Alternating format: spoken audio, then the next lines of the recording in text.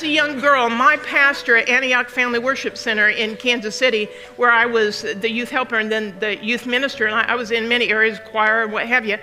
And there was a service where I was there, and it was in the summertime, it was in between Bible school, and the anointing fell in that service. And sometimes we'd have tongues, interpretation of tongues, but God never used me in that. I mean, I'm too young for that, right? No. That had fallen on me before at the house, but never in church, in front of people. And usually that's reserved for the ministers anyway. And so I thought, but it was a progression.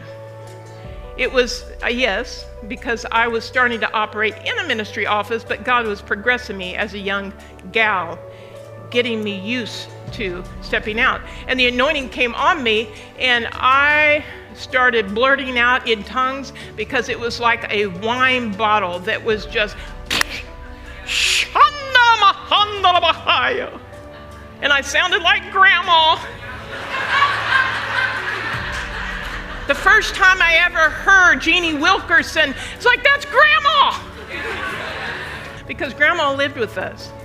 And Grandma would preach, pray in tongues, prophesy, call me up in the middle of the night, have me read the Bible to her anytime she wanted. And I wasn't living right most of the time when I was a young girl, right? Just like you all.